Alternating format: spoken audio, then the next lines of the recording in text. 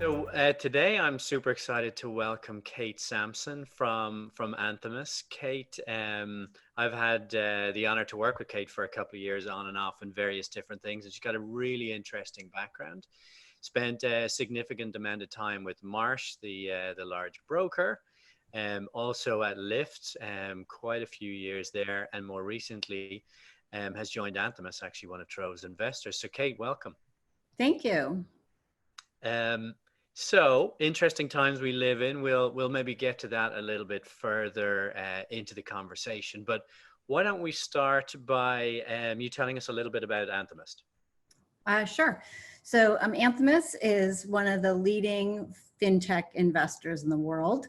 We have over 100 portfolio companies that range in the Insurtech and fintech space, and we are year over year one of the most active investors in this space. And you personally are based out of San Francisco, is that right? I am. We are. Most of the team is in London and New York and Geneva, and I'm here in San Francisco. Okay. And so Anthemis was one of Trov's very first investors. So we're familiar with the team and good friends of ours. But one of the, I don't know if you call it an investment thesis, but one of the things that you guys talk about a lot is embedded finance. Maybe you could talk a little bit about that and how it's relevant, particularly in the insurance world as well. Yeah, sure. So if you we think about finance as in the future, it being embedded, augmented, and ubiquitous. So what does that mean? That really means think of finance as, rather than thinking of finance as separate and distinct, we think it's going to be an intimate part of all of the product and services we consume on a daily basis and that drive our economies. So you can think of finance as being invincible. And I think mobility is one of the best examples of that. And if you think about ride sharing, a rider or consumer of a ride sharing service can with one click hail an insured ride. In that case, the insurance is visible. At the end of the ride, they can click one more time and the payment is immediately transacted to the driver. Again, an invincible click that happens. So in that case, the finance and the insurance is just embedded into that product that we use every day. So if you take that to the next level, Trov's a perfect example of companies that are fueling this embedded thesis.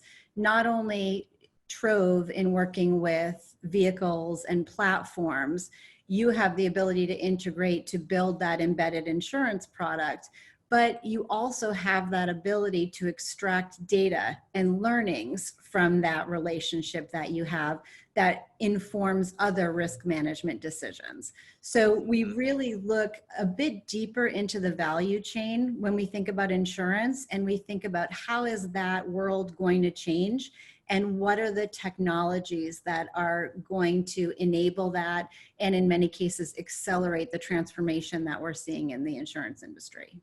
Cool. And so I mean, it's great to have you on our team as an individual, so to speak. I know you're on the Anthemis team officially, but we've had the opportunity to work together on various, and you advise us on various different things over the years. So absolutely, obviously, we're playing in that embedded insurance space. So whether it be Waymo or Peugeot with self-driving cars or some other things we can't yet announce. But one of the other aspects that I'd love your thoughts on is we see lots of new mobility models coming to market, but what's fairly consistent about them, at least where we focus, is there's the opportunity to embed the insurance in a way that facilitates and, if you like, accelerates the business. Data is obviously a key part of that because we're at Trōv, we're certainly technologists, but you're really uniquely placed to have an opinion on this. Between your years at Marsh, probably even more relevant is the years at Lyft, and now as an investor, what are maybe lessons that we can learn from the past that we should all be thinking about as we move forward in the future, whether it be micromobility or whatever the sort of the new crazy mode of transport is? Yeah, I think you hit the nail on the head with it's all about the data. So if you go back to any emerging risk or an emerging technology, and rideshare is an easy example, home share is an easy example. The insurance industry in general is very used to looking at years and years of data to inform how they deploy their capital, who they deploy it to, and at what price. And any emerging technology is difficult because it doesn't have that historical data that insurance companies and actuaries are really comfortable looking at. So early in these mobility products, we saw a vast, consumers loved it. We saw this vast adoption, and that created reams of data, and in many cases data that insurers weren't used to seeing, latitude and longitude codes and things like that. So the challenge really existed for being able to incorporate new data sets into traditional underwriting models. And we've seen advances in that, but in terms of getting there's a lot of challenges here. One, it's collecting that data, gaining insights from that data, and being able to inform models and react very quickly and deploy capital on that new data set. So I think we learned that that's important. I think we have to also recognize that recent data isn't everything. There's a balance between other the old models that we may have. So it's really figuring out what is the right balance there. So I think there's a lot to learn there, where I think we've seen a movement where some of the owners of that data, the OEMs, the fleets, the corporate insureds, they have oftentimes access to their data to gain their insights sooner than the insurers are able to actually get that data and validate some of those insights. So we're in a natural progression to using data better in this space, but we're not all the way there yet. So perhaps a contentious one here, but I'm interested in your position on this. So you have this much coveted data floating around. Maybe it's not floating around, maybe it's held very closely. But as you sort of think of, if you are, I don't know if you want to pick an example, maybe a micromobility provider, a new sort of a newer type of a business looking forward, having that coveted data, what would you guide them to do in terms of that data, and maybe even more broadly in terms of we all know insurance and risk is a huge cost of operations for these businesses. It's my belief anyway that thinking of this on an annual policy-based cycle, while we've all taught ourselves to do that, and there are renewals and all the rest, and that's important, I think for new businesses particularly, they need to think more long-term, more strategically. Are there any sort of pieces of guidance that you would give to those folks who are early stages in that hyper growth of some crazy new form of mobility? Yeah, I think one of the things I would look at is, use your data and do your best and be realistic. We certainly can look to some of the early insurers in the rideshare space and admit that not everyone got it right out of the gates. So it shows that it is hard to predict risk, right? So I think what we see now, and what I encourage folks to do, is to really understand your risk and do the best that you can, but understand that volatility is still going to exist. And I think a lot of folks will now find themselves in the situation that the insurance marketplace has had some time to understand this risk as well. So the less traditional ways to address that volatility might be out there, meaning you can, we've recently seen a reinsurance transaction where historical liabilities of a mobility platform have been insured by a reinsurer. So there are ways to start to look at other insurance solutions and apply capital to address this volatility. But I think, data is great, but it's still risk. Yeah.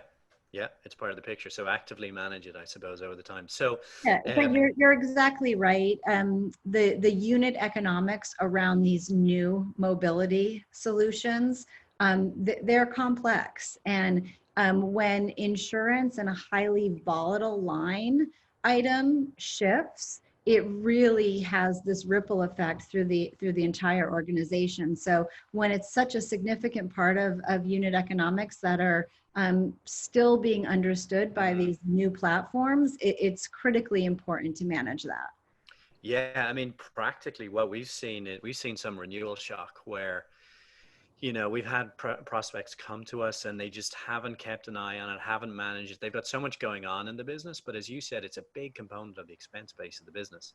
What you don't want to get to is the end of the year and realize, oops, we didn't, either the sands have shifted in the underwriting sort of marketplace, or you haven't managed your risk well enough. But want to change tax a little bit for anybody listening in and thinking, oh, I've got a great new business, I would love to get an investment from Anthemis. It'd be great to hear a little bit about the type of things you're looking for and the things that you are intrigued by without, we're not looking to hear about anything proprietary, but it'd be great to hear from investors' perspective what's of interest. Yeah, and I'll shift it a little bit to the broader kind of Insurtech theme, though we really look at adjacent areas like mobility and agriculture and climate and all these different things that we think are very relevant to the space. But we tend to look a little bit deeper into the value chain of what the insurance ecosystem is going to look like, what that world is going to look like. So we're deeply intrigued by things like automation and AI and data and analytics, and how those technologies will potentially impact the underwriting process, the claims processing, the claims process. So we're looking into those technologies through that insurance lens, but oftentimes there are technologies in that space that are being developed that may be developed for a different industry where they don't even know the significant application or impact it might make to the insurance industry. So with our deep domain experience and an investment team that comes out of the historical industry, we're able to identify some of those technologies that may change the insurance landscape. The other area that we're a bit obsessed with is distribution. How you address things like the protection gap. How do you get more products out there to the folks who need it? What does distribution look like in the future? We've certainly seen the early stages of Insurtech really look at that B2C exchange of insurance. What does that distribution model look like when you look at the amount of commercial business traded between insurers and brokers? So we are the SME space is really interesting right now. So we look at that, and again, all the adjacent technologies that may further accelerate change in the space. So this next question you might actually decline to answer, but let's see. So we're here early May 2020. For all of us in the moment, we're dealing with the pandemic. We're maybe getting used to it. We're talking about maybe getting back to a new norm, depending where we are in the world. So, again, sitting in your investor seat, what if anything for the types of companies you're looking to invest in? What if anything is going to change for these guys? Is it a fundamental change for everything? Is it somewhere in between? Does it depend what sort of vertical you're in? What's your sort of view over the near-term future? There's not much impact on our thesis. We're thesis-driven investors, so not much changes in that space. And as venture investors, we're already looking at a longer time horizon. So there's not an expectation that an investment we make today is a 2-year, 18-month investment. So for those reasons, it doesn't change too much. I think, as we take a look through at the companies, we actually expect the pace of transformation in the insurance industry to pick up. We're already seeing that. This is in many ways a bit of a wake-up call for the importance of digitization in some of the core insurance processes. And we're seeing some of the things that might have been long-term priorities or long-term ideas be moved to very short-term priorities for transformation within insurance companies. And I think if you just use an example, if you think of a life insurer, now is more important than ever for life insurers to think about how do you incorporate fluid-free underwriting. Nobody wants someone coming to their house and helping to underwrite a life insurance policy. How do you access medical records better? So there's lots of immediate needs of the industry, and that will bode well for a lot of companies that have been working on these problems. So we're quite bullish about the acceleration of change in that space. And I will say, you know, in all honesty, the first couple weeks of this was a bit like, what is going to happen? But as these weeks unfold and we engage with some of our partners in our companies, we actually think areas are going to accelerate. Great. Well, that's a nice optimistic note perhaps to end it on. Kate, again, thanks for your time. Appreciate you joining us here today. Thank you. Great to be here and hope to see you in person soon, Ian. Likewise.